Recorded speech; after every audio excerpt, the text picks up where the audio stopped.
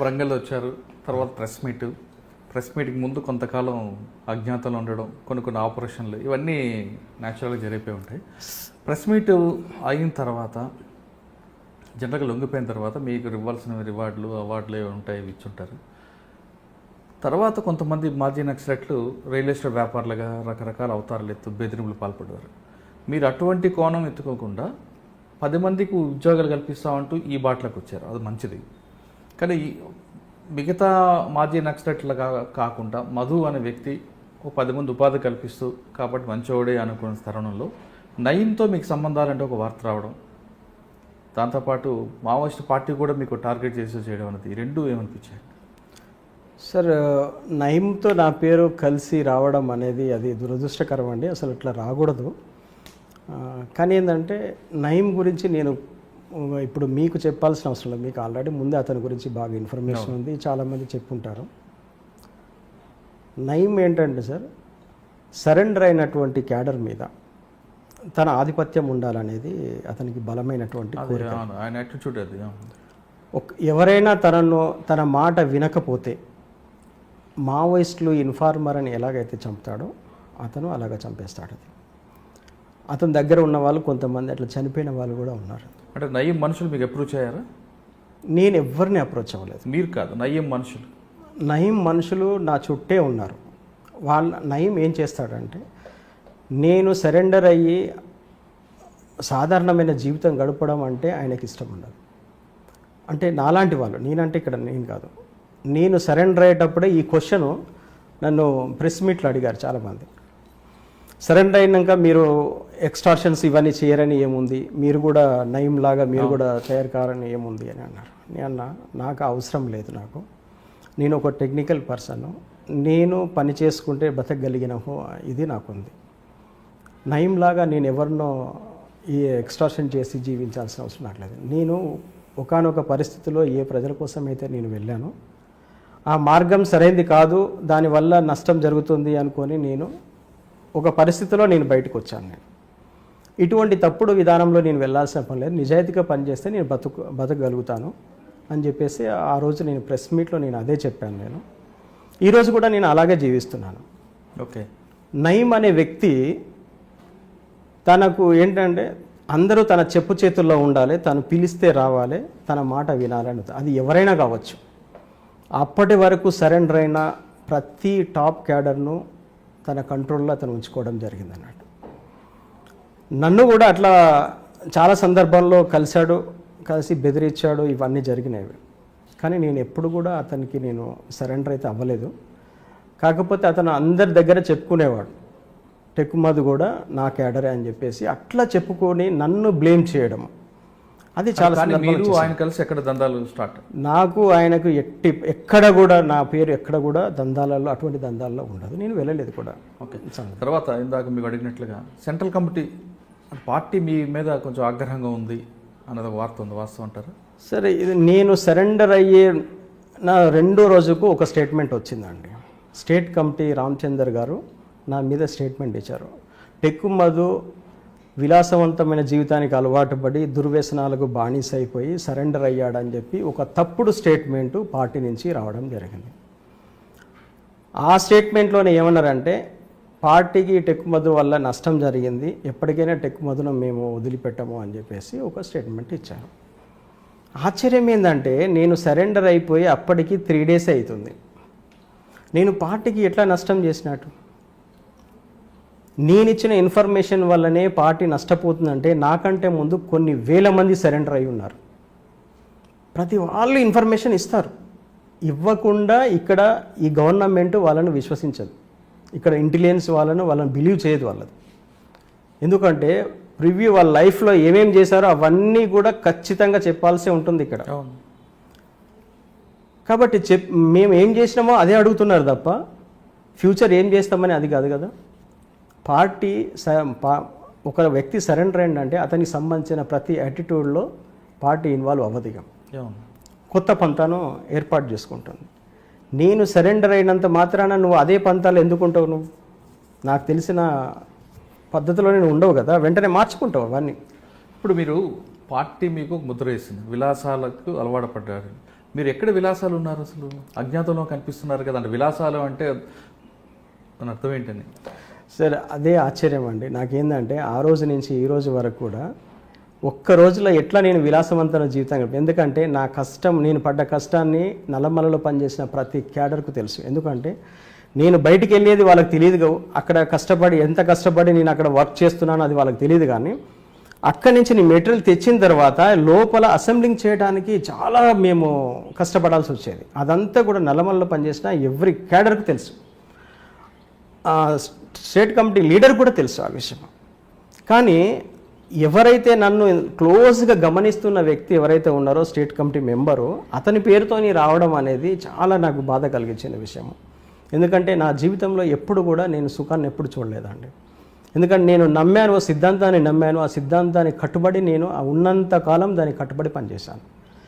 ఇది కరెక్ట్ కాదు, ప్రజలకు ఇది నష్టం జరుగుతుంది అని అనుకున్నప్పుడు నేను ఆ 20 కుటుంబాలని దృష్టిలో పెట్టుకొని నేను బయటికి వచ్చాను. ఎందుకంటే నా వల్ల 20 కుటుంబాలు నష్టపోకూడదు. ఉద్యమం తనకి నా వల్ల నష్టం జరిగితే అది ఎప్పుడైనా పూడ్చుకుంటుంది, కానీ ఈ 20 కుటుంబాలు పూడ్చుకోలేరు వీళ్ళు. మీరు ఏ కోరికతో అయితే బయటకు వచ్చారో ఆ కుటుంబాలు ఇప్పుడు ఏ విధంగా తర్వాత వాళ్ళని కలిశారా మీరు?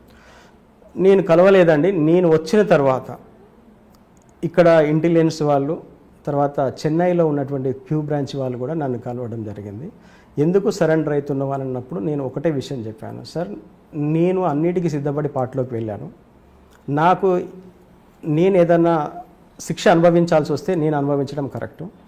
నా వల్ల 20 కుటుంబాలు నష్టపోతున్నాయి, ఆ కుటుంబాలను సేవ్ చేయడం కోసం మాత్రమే నేను వచ్చాను అని చెప్పి క్లియర్గా నా స్టేట్మెంట్ ఇచ్చాను. వాళ్ళు ఆ స్టేట్మెంట్ తీసుకొని వెళ్ళిన తర్వాత ఒక 10 డేస్కు వాళ్ళందరికీ బెయిల్స్ వచ్చినాయండి. సూపర్. అందరికీ బెయిల్స్ వచ్చినాయి. అందరూ కూడా ఈరోజు వాళ్ళు వాళ్ళ వృత్తి వాళ్ళు చేసుకుంటూ హ్యాపీగా జీవిస్తున్నారు. మళ్ళీ ఈరోజు వరకు క్యూ బ్రాంచ్ వాళ్ళు కానీ ఇంటెలిజెన్స్ వాళ్ళు కానీ వాళ్ళను టచ్ చేసింది లేదు, వాళ్ళని ఇబ్బంది పెట్టింది లేదు. ఇది ఈరోజు నేను తీసుకున్న నిర్ణయము కరెక్టే అని చెప్పేసి నాకు ఈరోజు సాటిస్ఫాక్షన్ వచ్చింది దానివల్ల. ఓకే సార్, సరెండర్ అయిన తర్వాత మిగతా వాళ్ళ బాటలో పట్టకుండా మీరు ఒక 10 మందికి ఉపాధి కల్పిస్తూ ప్రస్తుతం ఏం చేస్తున్నారు? సార్ నేను ఒకటి వచ్చేది ఏంటంటే, నాకు ఎప్పుడు కూడా ఏంటంటే నా వల్ల ఒకరికి మంచి జరగాలి, ఇంకొకరికి అన్యాయం కానీ అట్లాంటి చేయవద్దనే ఉద్దేశం అది ఫస్ట్ నుంచి కూడా. అది నేను పార్టీలకు వెళ్ళటానికి కారణం కూడా ఏంటంటే, నేను ఒక్కడిని ఉద్యోగం చేసి బాగుపడితే నా కుటుంబం మాత్రమే బాగుపడుతుంది, నేను మాత్రమే బాగుంటాను. అందరూ బాగుండాలంటే నేను 10 మందికి ఉపయోగపడి పని చేయాలని చెప్పేసి నేను మావోయిస్ట్ పార్టీలకు వెళ్ళాను. అక్కడికి వెళ్ళేసి నేను అది సక్సెస్ చేయలేకపోయాను. కానీ ఒక పరిస్థితుల్లో నేను బయటికి వచ్చాను కాబట్టి ఈడ నా వల్ల ఎవరికి ఇబ్బంది కలగకూడదు, నా వల్ల ఒక 10 మందికి ఉపాధి దొరకాలన్న ఉద్దేశం నుంచి నేను ఇక్కడికి వచ్చిన తర్వాత ఒక 12 మంది పిల్లలకు సెల్ ఫోన్ రిపేరింగ్లో ట్రైనింగ్ ఇచ్చి నేను ఆ 12 మందిలో ఒక 8 మందిని నేనే స్వయంగా వాళ్ళకు షాప్స్ ఓపెన్ చేయించి వాళ్ళను అక్కడ సెటిల్ చేయడం అనేది జరిగింది. తర్వాత ఇప్పుడు ఒక ఇండస్ట్రీ స్టార్ట్ చేసి దాంట్లో 55 మెంబర్స్ వర్కర్స్ ఇవాళ నా దగ్గర ఇప్పుడు పనిచేస్తున్నారు. వాళ్ళందరూ కూడా మంచి శాలరీస్ వాళ్ళకి ఇచ్చేసి వాళ్ళని నేను మెయింటైన్ చేస్తున్నాను. దీంట్లో మార్కెటింగ్ చేసే వాళ్ళు ఉన్నారు, కంపెనీలో వర్క్ చేసే వాళ్ళు ఉన్నారు. నాతో కలిపి మొత్తం 55 మెంబర్స్ దాని మీద మేము ఉపాధి పొందుతున్నాం దాంట్లో. ఇది బహుశా ఇది సరెండర్ అయిన వాళ్ళు ఎవరు కూడా ఇంతవరకు ఇట్లా ఇండస్ట్రీ పెట్టేసి ఉపాధి కల్పించిన దాఖలాలు బహుశా నాకైతే తెలిసైతే లేవు. బహుశా దాంట్లో నేను ఫస్ట్ వ్యక్తిని నేను అనుకుంటున్నా. ఇది నాకైతే సాటిస్ఫై ఇస్తుంది. ఇది బహుశా ఇంకా ఎవరైనా ఇట్లాంటి పని చేస్తే అది హ్యాపీ. ఎందుకంటే సమాజంలో 2 మార్పులు జరగాలండి. ఒకటి విద్య, ఒకటి అందరికీ అందుబాటులోకి రావాలి, ఉపాధి మార్గాలు కూడా అందరికీ అందుబాటులో ఉండాలి. ఈ 2 విద్య ఉపాధి 2 ఉన్నప్పుడు తన కుటుంబాన్ని తను హ్యాపీగా పోషించుకోగలుగుతాడు, చేయగలుగుతాడు. సమాజంలో ఏమైనా మార్పు తేవాల్సి వస్తే మనము విద్య ఉపాధి ఈ 2 విషయాల పట్ల ఫోకస్ చేసి ప్రజలను చైతన్యపరిచి కనుక వాళ్ళకి ఆ 2 కల్పించగలిగితే కనుక సమాజంలో ఇంకా వేరే ఏ అవసరాలు వాళ్ళకు ఉండవండి. ఎందుకంటే ఇవాళ విప్లవం కూడా సమాజ శ్రేయస్సు కోసమే విప్లవం అని అంటున్నాం మనం. సమాజం అంటే అందరికీ సమానమైనటువంటి జీవితం ఉండాలనేది మనం కోరుకుంటున్నాం. ఇవాళ ప్రజలు చైతన్యవంతంగానే ఉన్నారు, ఎవరు కూడా అజ్ఞానంగా లేరు. ఆ ప్రజలకు కావాల్సింది విద్య కావాలి, వాళ్ళు బ్రతకటానికి కావాల్సినటువంటి ఉపాధి కావాలి, దానికి సంబంధించినటువంటి మన ఎన్విరాన్మెంట్స్ కనుక మనం సమకూర్చగలిగితే ఎవరు అవసరం ప్రజలకు ఉండదండి. ఓకే సార్, ఫైనల్గా మీలాగా కొంతమంది మంచి ఉన్నత భావాలు కలిగి అందరితో మనం కలిసి ఉండాలి, అందరూ బాగుండాలి అని భావించి లోపలికి వెళ్ళే వాళ్ళకి మీరేమి సమాధానం ఇస్తారు? అంటే అందులోకి వెళ్ళి చేయమంటారా, లేదు బయట ఉండి మనం అనుకున్న కోరికలు ప్రజలందరూ బాగుండాలని కోరుకునే వాళ్ళు ఆ పందా ఎంచుకోమంటారు? సరే, ఒకటి సొసైటీలో చాలా మార్ప్స్ వచ్చినాయండి. విప్లవ పరిస్థితి అయితే ఇప్పుడు లేదని నేను బలంగా నమ్ముతున్నాను. విప్లవ పరిస్థితి ఉంది, ప్రజలకు విప్లవం ద్వారానే మేలు జరుగుతుంది అంటే నేను ఆ పార్టీ నుంచి బయటకు వచ్చేవాడిని అయితే కాదు. నాకు దాని పట్ల నమ్మకం లేదు కాబట్టే నేను బయటికి వచ్చాను. ఎందుకంటే దీర్ఘకాలిక విప్లవం అనేది దీర్ఘకాలికంగానే చాలా నష్టం చేకూరుస్తుంది. అది రెండు వైపులా నష్టాలు జరుగుతాయి. అది ఎంత నష్టం జరిగినా అల్టిమేట్గా ప్రజలకు సమానమైనటువంటి హక్కులు రావాలంటే కూడా అది అంత నమ్మకం అయితే నాకైతే లేదు. అది ఎందుకంటే ఈ సొసైటీలో కూడా ఈ జనరేషన్, ఇప్పుడున్నటువంటి జనరేషన్ హ్యాపీగానే జీవించాలంటే వాళ్ళకు నేను చెప్తున్నట్టు రెండే విషయాలు. ఒకటి, వాళ్ళకు విద్య, మంచి ఎడ్యుకేషన్ ఉండాలి.